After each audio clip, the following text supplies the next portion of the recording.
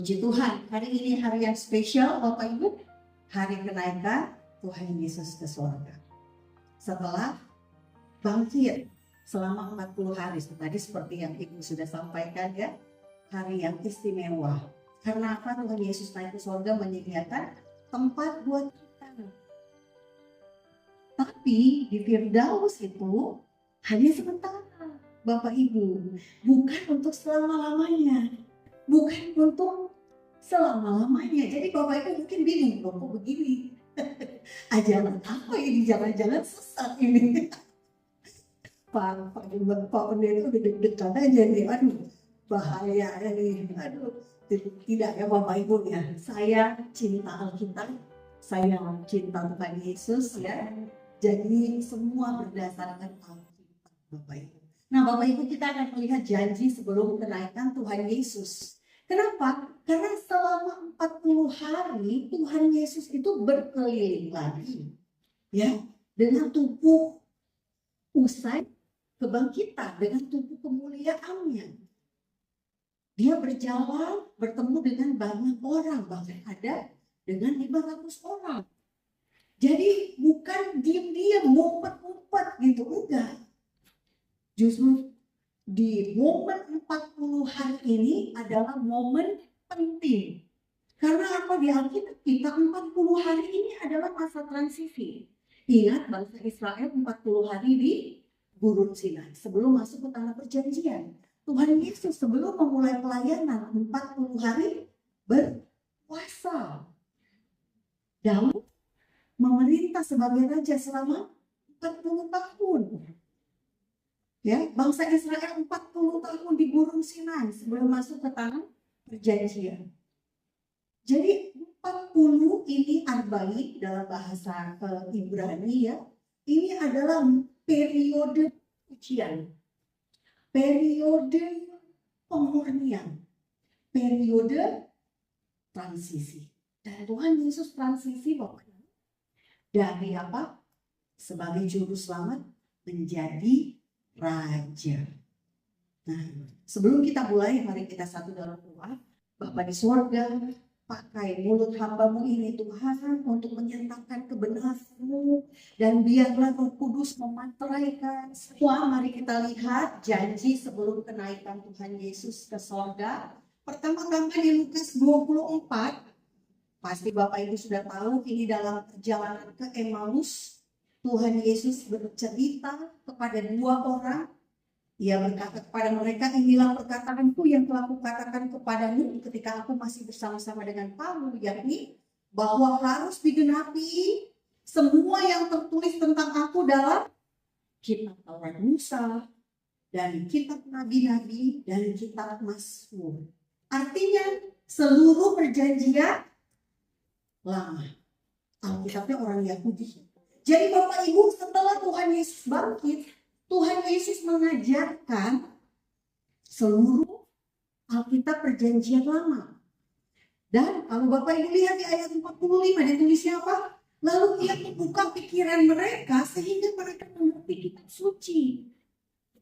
Ini saya sebel banget sama Lukas. Gak ditulis. Dia hanya stop sampai di situ aja Bapak Ibu. Gak dilanjutin apa yang Tuhan Yesus katakan sampai mereka mengerti kitab suci. Jadi Lukas hanya berhenti sampai dia membuka pikiran mereka. Ini Lukas mungkin saya tahu karena Roh Kudus akan turun ya. Roh Kudus akan datang untuk apa? Untuk membuka pikiran kita juga. Jadi belum ada bocorannya Bapak Ibu, supaya kita tidak malas. Yes. Ya. Nah, itu dia. Jadi Tuhan Yesus mengajarkan isi Alkitab Bapak Ibu. Bayangkan waktu itu Alkitabnya apa? Alkitab orang Yahudi, dari kitab Musa sampai kitab Nabi-Nabi. Kitab terakhir buat orang Yahudi adalah Taurat. Di kitab Maleakhi. Di orang Yahudi kitabnya sama, cuma susunannya berbeda. Apa itu Tawarik? Tawarik adalah kisah kerajaan Israel, tapi versi imam besar. Sementara raja-raja itu versi dari sudut pandang raja-rajanya. Nah Bapak Ibu, kita lihat kemudian Di Kisah Para Rasul 1 ayat 3, Tuhan Yesus berkata kepada mereka yang menunjukkan dirinya setelah penderitaannya selesai, jadi setelah penyaliban, dan dengan banyak tanda yang membuktikan bahwa dia hidup. Bukan hantu ya Bapak Ibu, sebab selama 40 hari ia berulang-ulang menampakkan diri dan berbicara kepada mereka tentang kerajaan Allah, kerajaan Elohim. Jadi pesan Tuhan Yesus setelah bangkit adalah tentang kerajaan, tentang Injil kerajaan. Bukan lagi tentang Injil keselamatan. Sebelum salib dibicara. Tapi setelah bangkit dia berbicara tentang Injil kerajaan. Kerajaan Tuhan. Ini penting Bapak Ibu. Sekali lagi ini transisi. Ya. Nah, kita lihat pada momen sebelum kenaikan Tuhan Yesus, apa janji yang diberikan kepada Tuhan Yesus? Ada dua. Pertama, janji pemulihan kerajaan Israel. Ini adalah petanda tempat mereka bertemu di Betania, di yang pojok kanan bawah Bapak Ibu. Kisah Para Rasul 1 ayat 6 sampai 7, maka bertanyalah mereka yang berkumpul di situ, Tuhan, maukah Engkau pada masa ini memulihkan kerajaan bagi Israel? Jadi pertanyaannya yang masuk akal. Kenapa? Karena Tuhan Yesus mengajarkan tentang kerajaan. Ya betul ya Bapak Ibu ya. Tuhan Yesus ngomonginnya tentang kerajaan Allah. Injil kerajaan. Tapi murid-murid pasti bingung. Kalau gitu kapan ya Tuhan Engkau akan memulihkan kerajaan Israel? Karena waktu itu Israelnya lagi dijajah sama Romawi. Belum pulih. Ya. Nah, kemudian jawab Tuhan Yesus apa? Engkau tidak perlu mengetahui masa dan waktu. Kenapa? Karena sudah ditetapkan Bapa sendiri menurut kuasanya. Jadi bukan tidak ada, bukan enggak ada, bukan belum. Tapi belum. Ya Bapak Ibu, ini dia. Lalu yang kedua, janjinya adalah apa? Janji Yesus akan datang. Kisah Para Rasul 1 ayat 10 sampai 11, ini bukan kata bukan kata Yesus, tapi kata malaikat sendiri. Bapak Ibu bisa lihat ketika mereka sedang menatap ke langit waktu dia naik itu, tiba-tiba berdirilah dua orang yang berpakaian putih dekat mereka. Lalu berkata kepada mereka, hai orang-orang Galilea, mengapakah kamu berdiri melihat ke langit? Yesus ini yang terangkat ke surga meninggalkan kamu akan datang kembali. Dengan cara yang sama seperti kamu melihat dia naik ke surga. Jadi wujud Yesus akan sama ketika naik. Dengan apa? Tubuh kemuliaan dan turun kembali dengan tubuh kemuliaan juga. Glorified body. Nah, kita lihat Yesus akan datang kembali. Tapi sebagai apa? Gitu ya. Untuk apa Yesus datang kedua kali Bapak Ibu? Kan sudah di surga. Kenapa Tuhan Yesus harus datang kedua kali? Ngapain lagi? Apakah Tuhan Yesus tidak bisa melakukan segala kuasa mujizat dari surga?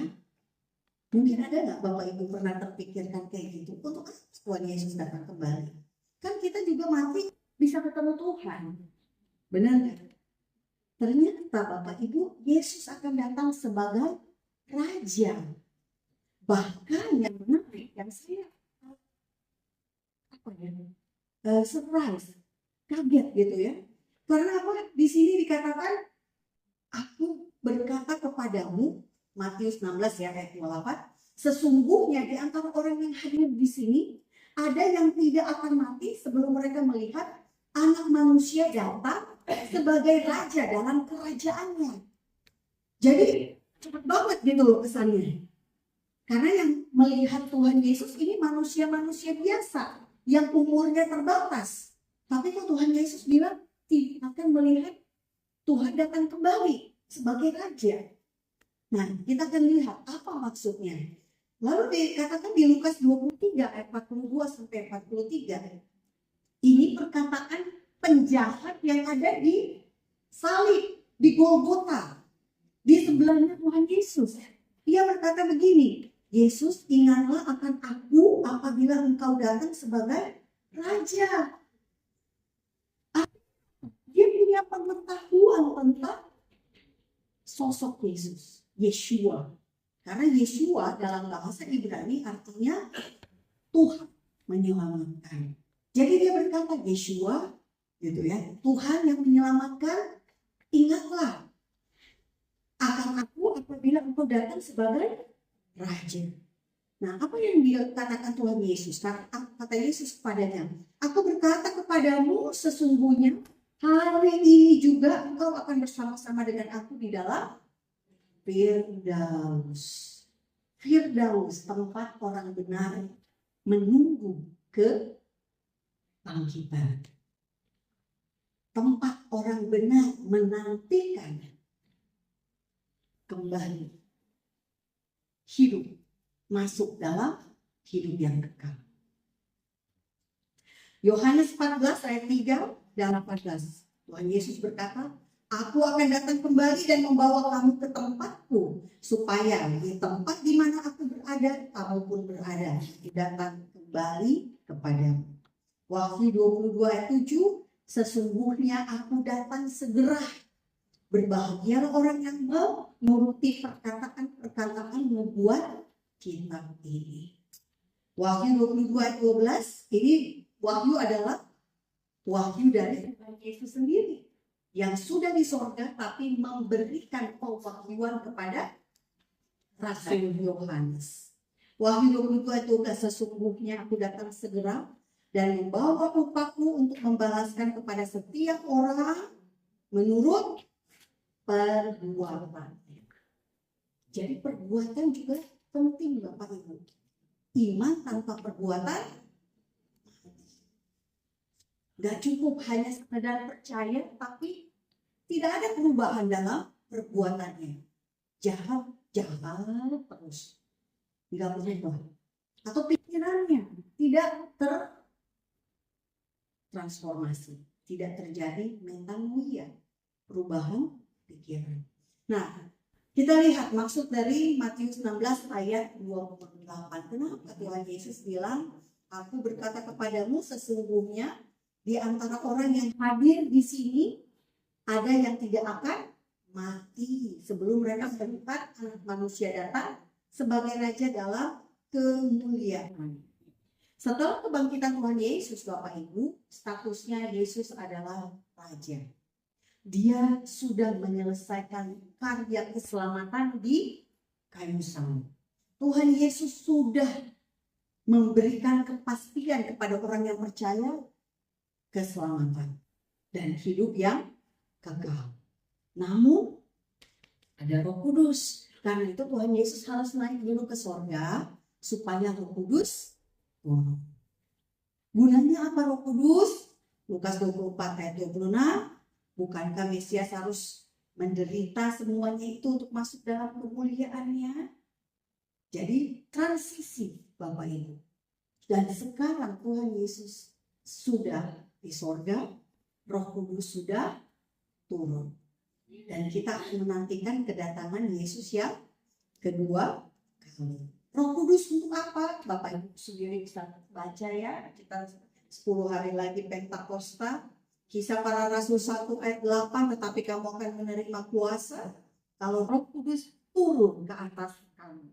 Dan kamu akan menjadi saksiku di Yerusalem dan di seluruh Yudea dan Samaria dan sampai ke ujung bumi. Perhatikan, kuasa.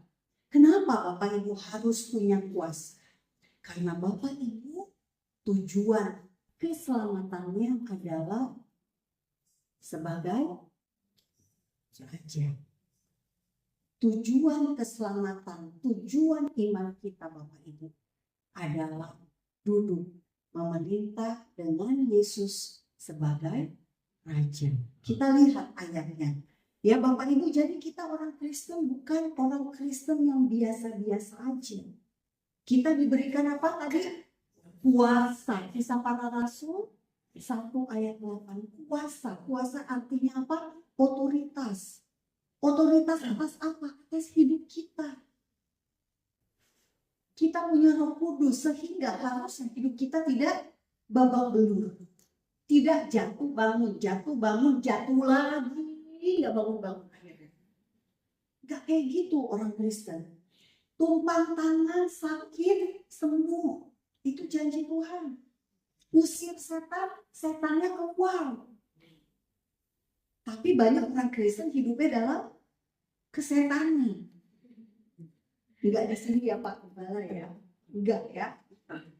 Banyak Bapak Ibu. Jadi kuasanya enggak kelihatan, kuasanya enggak nampak. Saya gini-gini enggak punya gelar apapun ya. Selain gelar dari sarjana S1 saya sebagai sarjana sains. Enggak punya STT, pendeta, MTH, apalagi doktor teologi, enggak ada. Tapi saya pede, percaya diri. Kenapa saya percaya diri? Melawan orang-orang yang lain. Karena saya percaya saya punya Roh Kudus. Dan roh yang ada di dalam saya lebih besar daripada roh yang ada di dalam dunia. Sehingga saya sendirian plus Tuhan plus Roh Kudus sama dengan apa? Mayoritas. Amin. Jadi mau datang mau doktor hukum internasional, hubungan internasional, pakar A, pakar B, pakar C. Buat saya bukan apa-apa. Selama ada Roh Kudus, roh yang ada di dalam kita. Roh yang ada di dalam Bapak Ibu semua lebih besar daripada roh yang ada di dalam dunia. Amin. Bapak Ibu harus praktek itu dalam hidup, baru kelihatan. Kita harus berani lompat dari perahu untuk berjalan di atas air. Jangan di perahu mulu. Gak aman sih, baik-baik aja. Tapi kita nggak mengalami mujizat, nggak punya pengalaman. Saya orangnya yang agak-agak nekat sih Bapak Ibu. Sakit saya nggak ke dokter. Saya tumpang tangan. Saya klaim, Tuhan tumpang tangan sembuh. 5 kali saya sembuh dari berbagai penyakit. Kalau mau kesaksian nanti ya Bapak Ibu, jangan soalnya. Jadi kita fokus lagi ya ke sini ya. Intinya adalah roh yang ada di dalam Bapak Ibu itu nyata, ya. Bukan hanya ada di saya, di Bapak Ibu semua. Dan itulah roh itu harus, roh kuasa itu harus dinyatakan, harus digunakan. Karena dia dinamis, dia tuh hidup, bergerak. Nah, apa yang dikatakan tentang Yesus akan datang sebagai Raja? Kita lihat nubuatnya dulu Bapak Ibu. Ayat-ayatnya di 2 Samuel 7 ayat 12 sampai 16. Ini janji Tuhan sendiri kepada Daud. Aku akan mengukuhkan tahta kerajaannya untuk selama-lamanya. Aku akan menjadi bapaknya dan dia akan menjadi anakku. Keluarga dan kerajaanmu akan kokoh untuk selama-lamanya di hadapanku. Dan tahtamu akan kokoh untuk selama-lamanya. Siapa yang dimaksud dalam ayat ini? Bukan Salomo, tapi Yesus anak Daud. Lukas 1 ayat 32 sampai 33. Ketika lahir apa yang dikatakan? Ia akan menjadi besar dan akan disebut anak Allah yang maha tinggi. Dan Tuhan Allah akan mengaruniakan kepadanya tahta Daud, bapa leluhurnya, dan ia akan menjadi raja atas kaum keturunan Yakub sampai selama-lamanya. Dan kerajaannya tidak akan berkesudahan. Jadi murid-murid ketika bertanya, Tuhan kapan engkau memulihkan kerajaan Israel? Karena mereka ingat bahwa Yesus ini akan menjadi raja sebagai keturunan Daud, gitu ya. Tapi kok kerajaannya nggak ada, malah dia disalib. Setelah disalib bangkit.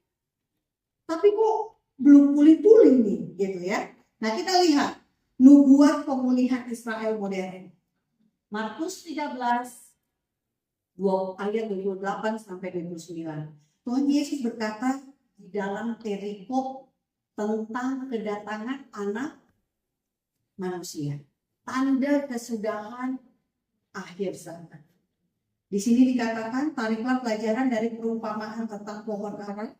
Apabila ranting-ranting yang melembut dan mulai bertunas, kamu tahu bahwa musim panas sudah dekat. Demikian juga jika kamu lihat hal-hal itu terjadi, ketahuilah bahwa waktunya sudah dekat, sudah diambang pintu.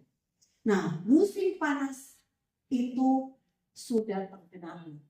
Nubuat tentang pohon ara yang bertunas merujuk pada Israel yang lahir kembali di masa modern. Pada 14 Mei, hari ini 14 Mei 2026 menurut kalender Masehi. Tapi orang Yahudi pakai kalender Yahudi, kalender Ibrani. Jadi 14 Mei 2026 sudah dirayakan tanggal 21 April yang lalu. Hari ini adalah hari Yerusalem buat orang Yahudi. Hari ketika Israel berhasil merebut Yerusalem Timur dari tangan Yordania. Yordania mengambil Yerusalem Timur pada tahun 1948 dalam perang Arab Israel pertama. Nah, kita lihat kok bisa Tuhan Yesus bukannya memulihkan dalam bentuk kerajaan, tapi kok memulihkannya dalam bentuk negara. Ini negaranya Bapak Ibu sekarang ini. Bapak Ibu lihat kota di sebelah kiri Bapak Ibu yang warna putih itu adalah Tel Aviv atau Tel Aviv. Di bawahnya adalah Tel Aviv, masih ya, dengan laut Mediterania. Tidak jauh dari situ ada pelabuhan Yafo, tempat Yunus naik kapal pergi ke Nineveh dari dekat situ. Nggak jauh, hanya sekitar 1 kilometer, bisa jalan kaki. Yang sebelah kanan atas itulah kota tua Yerusalem Bapak Ibu. Dan yang di bawah kota modern Yerusalem. Yehezkiel 36 bicara tentang pembaharuan Israel. Kita lihat Yehezkiel 36 ayat 24. Aku akan menjemput kamu dari antara bangsa-bangsa dan mengumpulkan kamu dari semua negeri dan membawa kamu kembali ke tanahmu. Ini yang Tuhan janjikan dan Tuhan sudah lakukan. Orang Yahudi dari mana-mana pulang kembali ke tanah perjanjian. Kemarin minggu lalu 250 orang dari Bani Manase, orang dari India pulang kampung. Nanti semua orang Yahudi harus kembali ke tanah perjanjian. Kita lihat pemulihan tanah juga dilakukan Tuhan. Yehezkiel 36 ayat 35. Israel terletak di padang gurun Bapak Ibu, tapi kesuburannya melampaui tanah Indonesia. Tanah yang subur. Indonesia itu sangat subur, tapi tidak produktif ya. Dikatakan di sini sebaliknya mereka akan berkata tanah ini yang sudah lama tinggal tandus menjadi seperti taman Eden. Dan kota-kota yang sudah runtuh, sunyi, sepi dan musnah sekarang didiami dan menjadi kumuh. Kenapa Israel harus dipulihkan sebelum Tuhan Yesus datang kedua kali? Karena lokasi kedatangan Tuhan Yesus ada di Yerusalem. Tepatnya di Bukit Zaitun. Sakaria 14 berkata, pada waktu itu kakinya akan berjejak di Bukit Zaitun yang terletak di depan Yerusalem. Di sebelah timur. Bukit Zaitun itu akan terbelah dua dari timur ke barat sehingga terjadi suatu lembah yang sangat besar. Setengah dari bukit itu akan bergeser ke utara dan setengah lagi ke selatan. Jadi Bapak Ibu, Bukit Zaitun adalah yang warna putih. Bapak Ibu kalau lihat yang ada kubah emas itu adalah Bukit Moria, Bukit Sion. Jadi ini pemandangan dari Bukit Zaitun ke Bukit Moria, Bukit Sion. Jadi Bapak Ibu lihat di sini di Bukit Zaitun banyak kuburan-kuburan orang Yahudi. Kuburan paling mahal di dunia. Kenapa paling mahal? Karena orang Yahudi juga percaya seperti orang Kristen adanya kebangkitan orang mati. Mereka percaya orang mati akan bangkit kembali. Dan orang yang ada di Bukit Zaitun yang lebih duluan bangkit katanya. Makanya ini paling mahal. Harganya satu lubang itu mungkin bisa ratusan juta Bapak Ibu. Dan Bapak Ibu bisa lihat kuburannya putih semua. Karena Tuhan Yesus bilang apa? Seperti kuburan yang dilabur putih. Nah itu dia. Di depannya itu ada gerbang emas yang tertutup. Nah, selain Sakaria 14 ayat 4 ini yang menyebutkan Bukit Zaitun, jelas Bukit Zaitunnya di Yerusalem ya, bukan di tempat lain. Bukan nama lokasi di banyak negara ada mungkin bilangnya Bukit Zaitun, bukan. Dibilangnya Bukit Zaitun di Yerusalem, Yerusalem di Israel. Nah, selain itu ada juga di Bukit Sion. Nah, ini dia Wahyu 14 ayat 1. Dan aku melihat sesungguhnya anak domba berdiri di Bukit Sion dan bersama-sama dengan dia 144.000 orang, dan di dahi mereka tertulis namanya. Nama siapa? Tuhan Yesus dan nama Bapaknya. Nah, jadi Bapak Ibu kesimpulannya apa? Yerusalem penting bagi kita. Bagi orang Kristen, bagi orang Yahudi lebih lagi. Karena mereka tahu Tuhan Yesus akan datang sebagai Raja dan memerintah Yerusalem. Mungkin Bapak Ibu bingung, bukannya di surga ya pemerintahnya? Enggak Bapak Ibu, di sini. Kalau begitu, kalau di bumi, bukannya di bumi yang baru atau di langit yang baru, Yerusalem yang baru. Nanti kita lihat ya Bapak Ibu. Sekarang kita lihat ayatnya. Ayatnya pertama, Mazmur 48 ayat 2. Gunungnya yang kudus, yang menjulang permai adalah kegirangan bagi seluruh bumi. Gunung Sion itu jauh di sebelah utara, kota Raja Besar.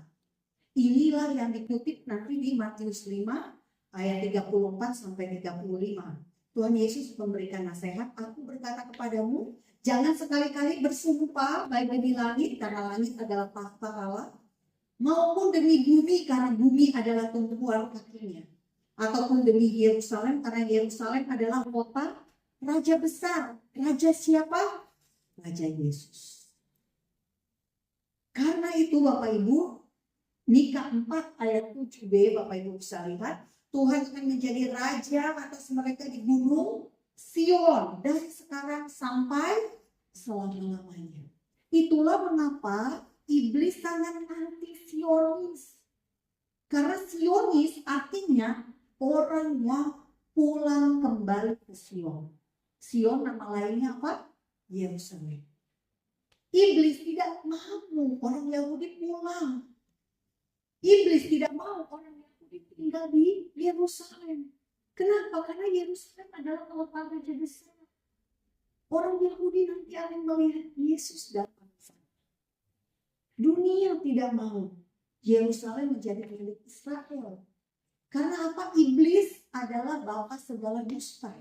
Iblis selalu membenci apa yang Tuhan kasihi. Iblis selalu karakternya mencuri. Punya Israel yang ambil. Iblis selalu apa? Membunuh dan membinasakan. Itulah karakter iblis. Nah ini dia Bapak Ibu, Yerusalem di masa kerajaan Mesianik ketika Yesus datang kedua kali. Kerajaan Mesianik, kerajaan 1000 tahun, kita bisa lihat di sini gambarnya. Rujukannya di mana? Wahyu 20. Kerajaan Mesianik, kerajaan 1000 tahun. Petanya Yerusalemnya kayak gimana? Bapak Ibu. Yehezkiel 48 ayat 35. Jadi keliling kota itu adalah 18.000 hasta. Sejak hari itu nama kota ialah Tuhan hadir di situ. Yehovah Shammah. Mirip-mirip ya dengan Immanuel. Tuhan beserta kita. Ini tapi tidak. Bukan Tuhan menyertai kita di mana-mana, enggak. Tapi hadir di situ. Di mana? Di Yerusalem. Yerusalem dunia, Bapak Ibu. Yerusalem mesianik digambarkan dalam perikop pada Yehezkiel 48 ayat 30 sampai 35 dengan judul kota yang kudus. Nah, bagian raja Bapak Ibu lihat yang warna putih. Bagian yang lain itu untuk 12 suku Israel. Jadi bagian raja hanya warna putih Bapak Ibu. Dan di situ nanti akan ada bait suci mesianik. Nah, sekarang kita lihat jangka waktu kerajaannya. Jangka waktunya menurut Wahyu 20 ayat 1 sampai 6 1000 tahun. Makanya tidak di sorga. Kalau di sorga kenapa hanya 1000 tahun? Ya Bapak Ibu ya, kalau kita logis. Wahyu 20 ayat 7 sampai 10. Pada masa kerajaan 1000 tahun iblisnya diikat. Makanya menjadi kerajaan damai. Tapi setelah itu iblis dilepaskan kembali. Untuk apa? Untuk dimusnahkan oleh Yesus. Wahyu 20 ayat 1 sampai 15. Itulah yang akan dilakukan oleh Yesus setelah kerajaan 1000 tahun. Baru di Wahyu 21 ayat 1 sampai 8 Tuhan menjanjikan langit yang baru dan bumi yang baru. Ya, nanti Bapak Ibu mungkin bisa lebih diperjelas nanti oleh Pak Gembala. Nah, Wahyu 21 ayat 9 sampai 9 sampai 27 ya, dari satu perikop Yerusalem yang baru. Jadi ada dua jenis Yerusalem, Yerusalem kerajaan 1000 tahun dan Yerusalem baru. Nah, Bapak Ibu kita lihat ya. Kalau begitu, kita sudah tahu Tuhan Yesus akan datang sebagai Raja. Kita sudah tahu akan ada kerajaan 1000 tahun. Akan ada nanti langit yang baru, bumi yang baru. Berarti Bapak Ibu adanya di mana? Di sorga apa di langit yang baru dan bumi yang baru? Langit yang baru. Di sorga sementara aja Bapak Ibu. Menunggu Tuhan Yesus datang. Kalau kita mati, kita dibangkitkan untuk hidup yang kekal. Kalau kita masih hidup, kita diubahkan. Untuk apa? Hidup yang kekal. Yang tidak selamat, dibangkitkan juga untuk dihukum. Bedanya di situ. Nah, Bapak Ibu kita lihat. Kita belajar hal dulu yang penting. Tuhan kita adalah Tuhan yang teratur. Jadi nggak bikin kita deg-degan. Tuhan datangnya kapan ya? Tuhan datangnya kapan ya? Tuhan bilang pasti datang. Makanya kita lihat ya, ini ayatnya Bapak Ibu, Moed dan Mikra. Moed itu adalah waktu yang ditetapkan Tuhan. Tuhan kasih tahu, ini loh waktu yang saya tetapkan. Mikra artinya perkumpulan, pertemuan. Seperti sekarang ini, Bapak Ibu diundang Pak Gembala, kebaktiannya jam 8 ya, jangan salah jam, bukan jam 8 malam, jam 8 pagi. Itulah maksudnya Mikra. Supaya orang enggak salah. Waktu yang ditetapkan dan juga bentuknya. Jadi kapan dan apa yang dilakukan. Gitu ya. Nah kita lihat Imamat 23 ayatnya yang saya pilih. Ayat 2, 4 dan 14. Berbicaralah kepada orang Israel dan katakan kepada mereka hari-hari raya yang ditetapkan Tuhan yang harus kamu maklumkan sebagai waktu pertemuan kudus. Waktu perayaan yang kutetapkan adalah yang berikut. Disebutkanlah 7 hari raya di Alkitab itu. Yang keempat di sini, inilah hari-hari raya yang ditetapkan Tuhan, hari-hari pertemuan kudus, Mikra, yang harus kamu maklumkan masing-masing pada waktunya yang tetap. Moed. Ayat 14, demikianlah Musa menyampaikan kepada orang Israel firman tentang hari-hari raya yang ditetapkan Tuhan. Moed dan Mikra. Nah kita lihat, dari sini kita bisa memprediksi nggak kapan Tuhan Yesus datang? Bisa. Ini dia. Tuhan Yesus datang pada waktu yang ditetapkan. Tapi kita tidak tahu kapan saatnya. Waktunya kita tahu, tapi kita tidak tahu kapan harinya, gitu ya, tahunnya kita nggak tahu. Tapi kita bisa tahu seasonnya, musimnya. Dari mana? Ada 7 hari raya Yahudi, ada 7 hari raya Alkitab. 4 sudah digenapi. Yang pertama yang digenapi Tuhan Yesus, orang Yahudi selalu kalah jarum jam dari Kanaan, Bapak Ibu. Jadi Paskah ada di festival musim semi. Paskah sudah digenapi, Tuhan Yesus disalib. Lalu yang kedua, hari raya roti tidak beragi. Ini semua terjadi dalam waktu 1 bulan, Bapak Ibu. Bulan apa ditulis di situ? Nisan, bulan pertama. Yang kedua, roti tidak beragi. Apa itu? Tuhan Yesus mati dikuburkan. Ragi melambangkan dosa. Tuhan Yesus tidak ada dosa. Kita sudah ditebus oleh darah Yesus ketika mati di kayu salib. Harusnya hidup kita sekarang ada dosa nggak? Nggak ada. Tuhan Yesus sudah mati, Bapak Ibu. Harus hidup kita sekarang dimurnikan tiap hari. Tidak ada dosa. Yang berdosa, tobat. Jangan bikin dosa lagi seperti yang Tuhan Yesus bilang kepada perempuan. Ya, pergi dan jangan berbuat dosa. Amin, Bapak Ibu. Nah, kemudian kita lihat buah sulung.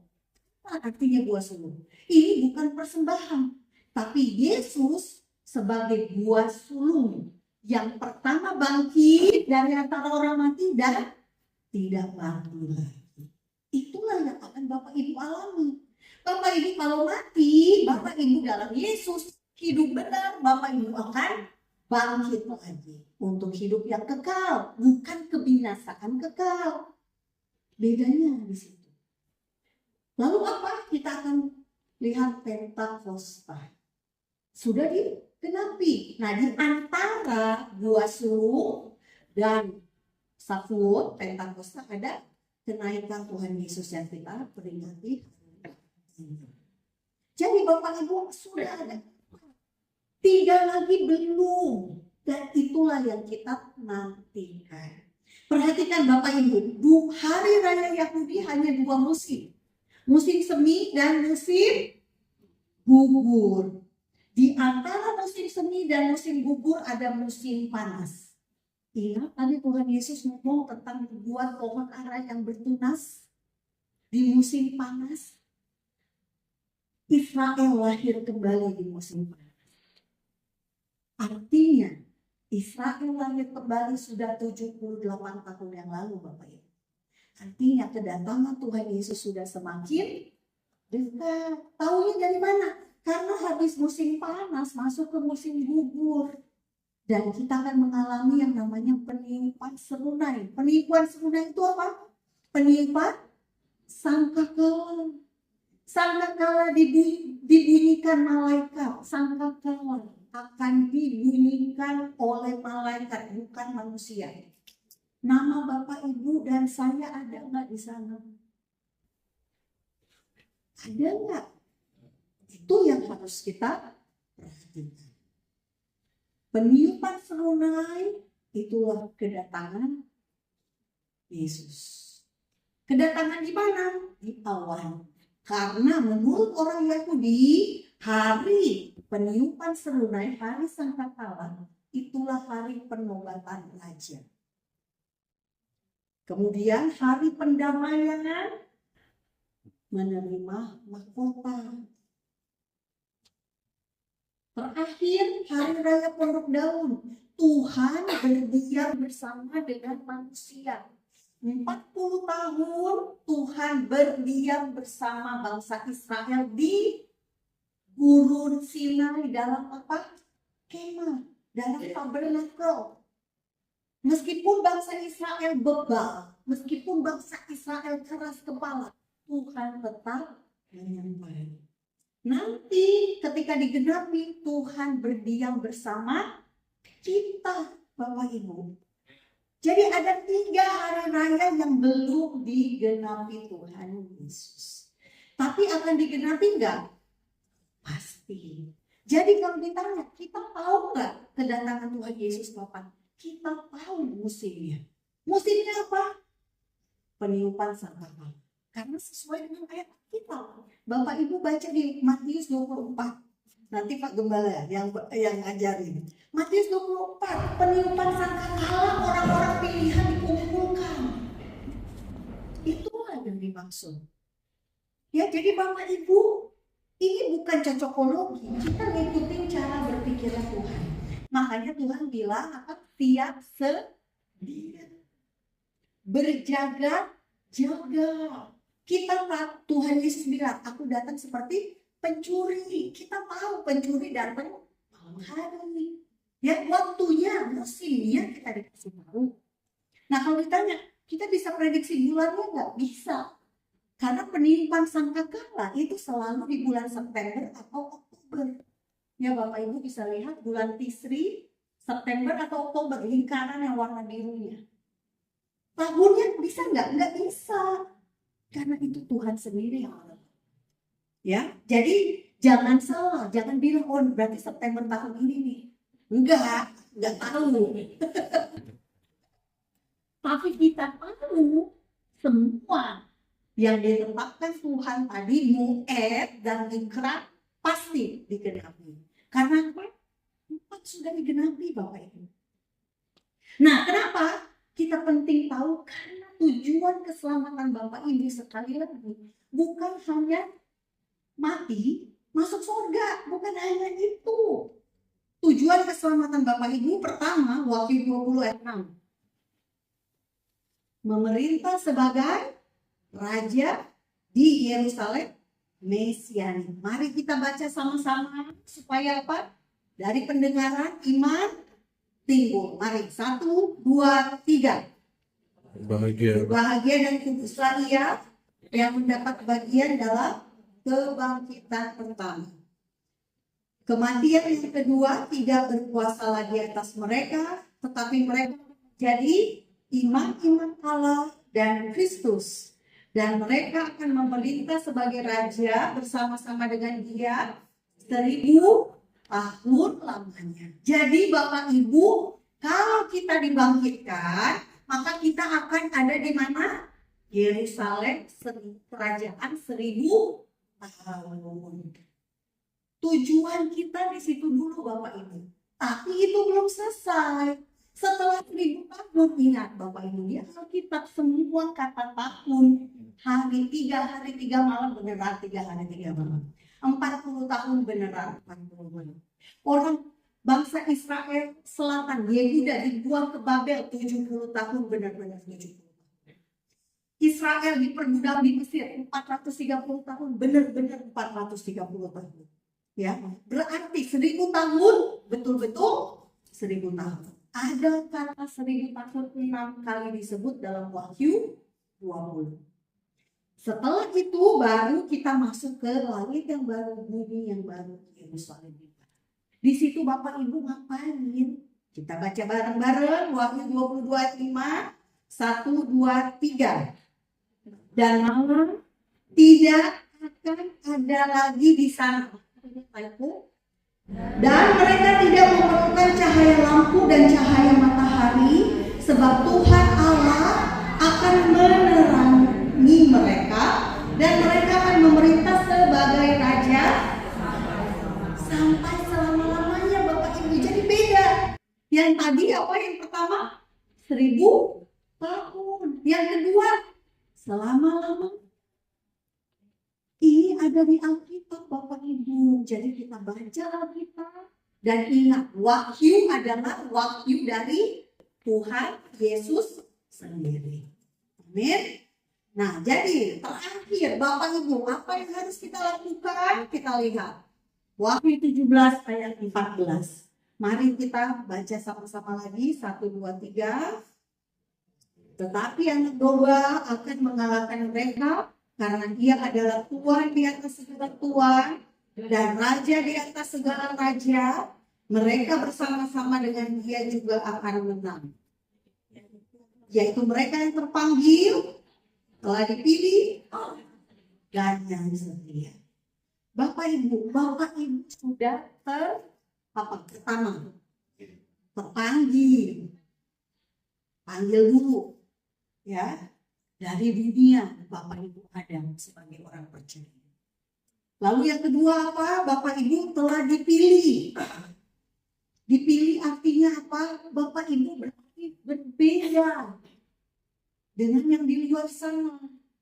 Bapak Ibu udah masuk ke sini, ikut cara Tuhan, bukan lagi cara dunia. Beda antara di sini sama di sana, beda Bapak Ibu. Cara dunia penuh dengan kompromi, penuh dengan serba instan tanpa proses. Cara Tuhan mungkin lebih lambat, tapi selamat. Nggak bikin Bapak Ibu jatuh bangun dan babak belur. Kalau ikut cara dunia, Bapak Ibu bisa menghalalkan segala cara, bukan cara Tuhan. Ini udah di sini ya Bapak Ibu. Tapi selama Bapak Ibu di sini, apakah Bapak Ibu setia? Itu pertanyaannya buat kita hari ini. Tuhan Yesus ada di sorga menunggu untuk ketemu Bapak Ibu semua. Jangan sampai tidak ketemu. Amin. Yang kita perlu lakukan adalah kita setia. Karena kita sekarang sudah dipilih, tetap panggil, dipilih, dan sudah ada masuk ya sebagai orang-orang pilihannya. Orang-orang yang sudah dibedakan dari dunia. Apakah hidup kita masih sama dengan dunia atau kita udah hidup sebagai anak raja? Karena kita akan memerintah sebagai raja, itu pertanyaannya.